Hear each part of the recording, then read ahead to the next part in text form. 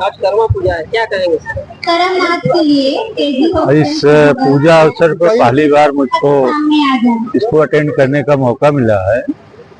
और जैसा कि हमारे कैलाश सम्राट जी से बात हो रही थी, ये पूजा जो है कैसे हम पर्यावरण को बचाएं और ये भाई बहनों का रिलेशन कैसे मजबूत हो, तो इसके उपलक्ष्य में यहाँ की लोकल जनता के मनाती है।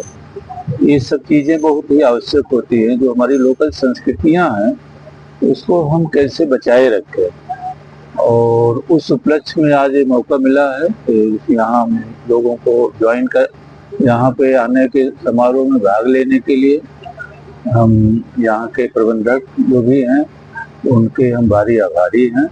और यहाँ की कल्चर के बारे में भी मुझको काफ़ी कुछ जानकारी सीखने का मौका मिल रहा है।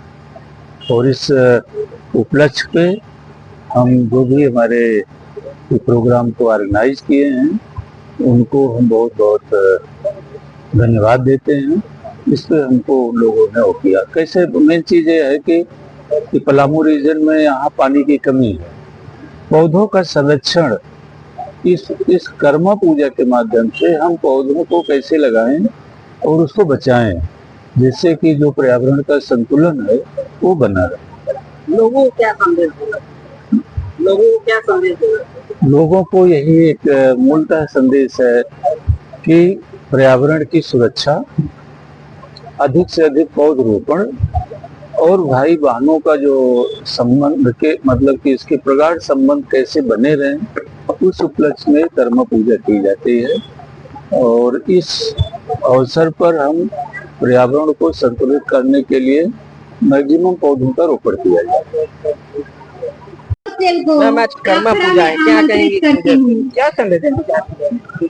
कर्मा पूजा के अवसर पर सर्वप्रथम तो मैं सभी को शुभकामना देना चाहती हूँ कि कर्मा ये जो पर्व है ये सामूहिकता का प्रतीक है, एकता का प्रतीक है, भाईचारे का प्रतीक है। इसीलिए भाई और बहन के अवसर पर ही ये मुख्य रूप से मनाया जाता है। बहनें भाई के लिए व्रत रखती हैं, उनकी दीर्घायु होने की, उनके सुखी संपन्न होने की कामना करती हैं।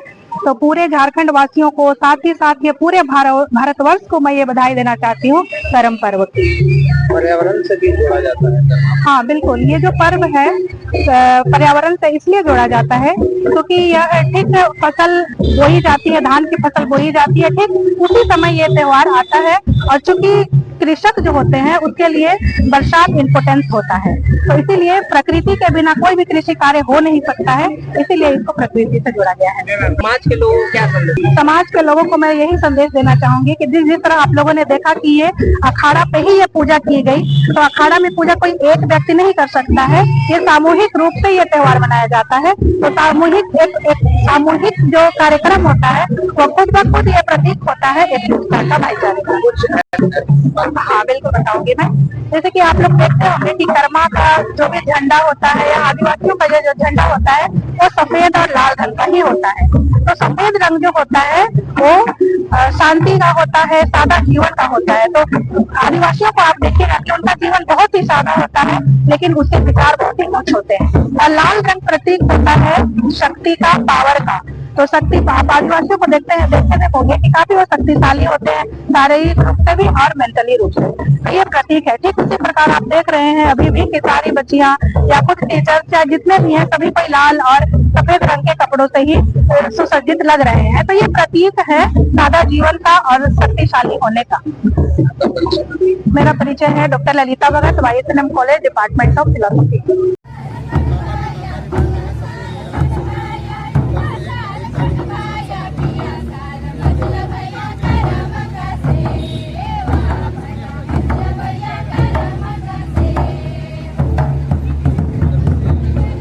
ये उराव लोक कथा की एक कहानी इस नाच और गान के द्वारा अभिव्यक्त किया जा रहा है कि 7 भाई और उनकी 7 धर्मपत्नी किस प्रकार से 7 भाई कर्म गाड़ते हैं और सातों पत्नियां कर्म की सेवा करती है, नाच गान ढोल और मादक। इसकी अभिव्यक्ति इस गाना और ताल के द्वारा अभिव्यक्त किया जा रहा है।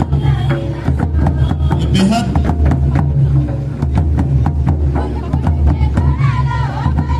अर्थपूर्ण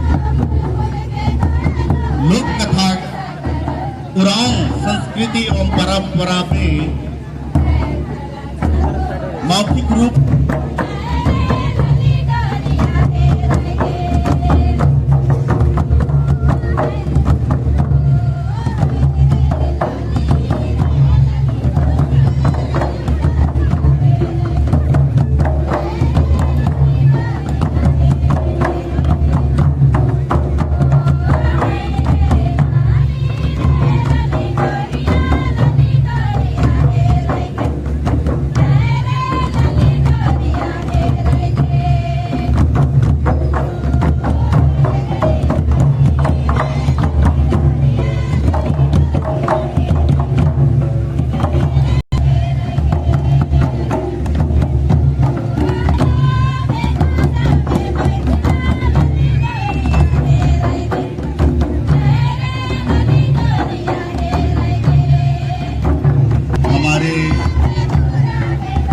लिटरेचर में एक अर्थपूर्ण